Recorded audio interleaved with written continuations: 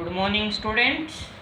तो dear students, हम अपना आज का टॉपिक स्टार्ट करते हैं। एस्कोमाइस्टीज। हम फंगी की डिफरेंट क्लासेस के बारे में स्टडी कर रहे हैं। कल आपने फाइकोमाइस्टीज के बारे में किया था। तो इनका काम है कि भाई क्लासिफिकेशन का वर्क है, तो इस क्लासिफिकेशन में आपको क्या करना है, इनको कैरेक्टर्स के रूप में स्टडी करना है। फाइकोमाइस्टीज के कैरेक्टरिस्टिक्स आपने कर लिए थे, आज कुछ कैरेक्टरिस्टिक्स हम एस्कोमाइस्टीज के करते हैं। तो इसमें एस्कोमाइस्टीज में आप करेंगे they are commonly known as sac fungi.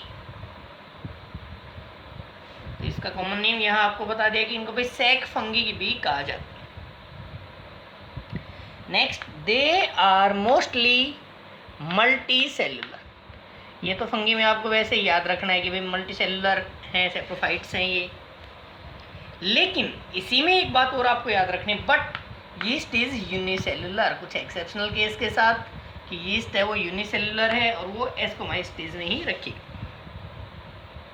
ये आपको इसमें करना है। यीस्ट का एग्जाम्पल अच्छी तरह से याद रखना है। नेक्स्ट, फिर they are saprophytic, decomposers, parasitic और कोप्रोफिलस। एक नया वर्ड आपको यहाँ याद रखना है। कोप्रोफिलस का जो मीनिंग है उसमें याद रखना है कि दे ग्रो ऑन डंग। डंग के ऊपर जो ग्रो करने वाली हैं फंगी, जो वहाँ से अपना फूड ले रही हैं, उनको हम क्या बोल रहे हैं, कोप्रोफिलस, ग्रोइंग ऑन डंग। अब नेक्स्ट जो कैरेक्टरिस्टिक्स आता है माइसीलियम के बारे में। Mycelium is branch and septate. वहाँ आपने फाइकोमाइस्टीज में जब किया तो वहाँ अनब्रांच्ड किया और ए सेप्टेट किया। यहाँ क्या है, सेप्टेट। वैसे याद रखना है, सेप्टेट में कल भी मैंने आपको बताया था कि ऐसे आप डिफरेंट हाइफी बनाई, हाइफी ऐसे ब्रांचिंग फॉर्म में शो कर दी और इन हाइफी में ऐसे सेप्टा शो करने हैं। ये सेप्टा हो गई, इसलिए इसको क्या नाम दे दिया गया, सेप्टेट। सेप्टेट फॉर्म हो गई और ब्रांच माइसीलियम हो गया इनका। नेक्स्ट जब आपको याद रखना है the asexual spores, that means हम अब बात कर रहे हैं एसेक्सुअल रिप्रोडक्शन की।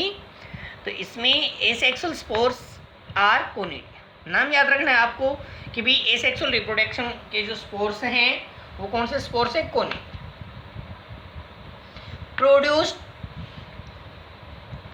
एक्सोजीनियसली on the special mycelium called कोनिडियोफोर्स। यहाँ आपको क्या याद रखना है, जो कोनिडिया प्रोड्यूस हो रहे हैं, एसेक्सुअल स्पोर जो प्रोड्यूस हुए हैं वो एक्सोजीनियसली प्रोड्यूस होंगे। एक्सोजीनियसली का मतलब है कि भाई हाइफी के इनर साइड में, हाइफी के आउटर साइड में यहाँ जो कोनिडियोफोर्स बनेंगे उन कोनिडियोफोर्स के एक्सोजीनियसली प्रोड्यूस हो रहे हैं। नेक्स्ट जो आपको करना है कि भाई सेक्सुअल स्पोर्स, एसेक्सुअल स्पोर्स तो हो गई। अब आपको क्या करना है कि सेक्सुअल स्पोर्स के बारे में। Sexual spores are called ascospores. Asexual spores conidia थे, सेक्सुअल स्पोर्स क्या है, एस्कोस्पोर्स है। Which are produced endogenously.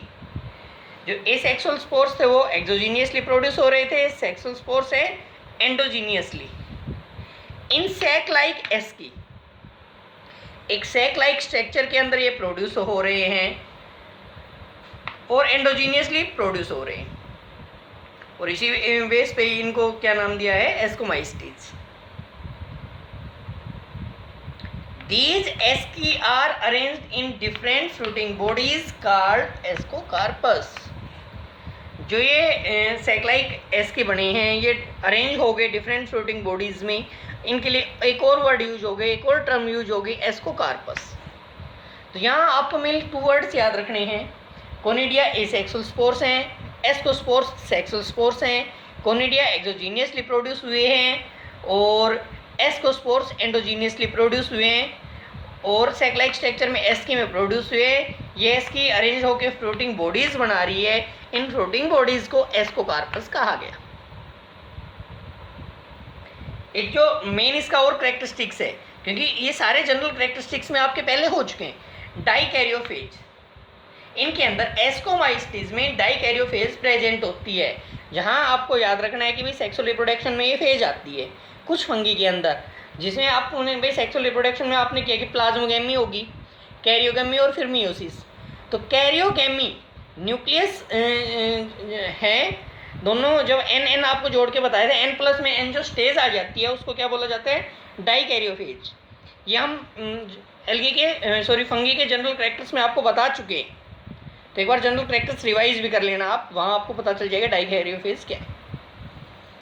इसके बाद आपको वही इनके एग्जाम्पल्स, एस्परजिलस एग्जाम्पल है, इसी को एस्परजिलस को ब्लैक स्मोकी माउल्ट कहा जाता है। आप एक बार रिवाइज करना इसको, ज़्यादा रट्टे लगाने की जरूरत नहीं, 2 और 3 4 टाइम्स जब आप बार बार इनको रिवाइज करेंगे तो याद होते जाएंगे। Claviceps, Neurospora,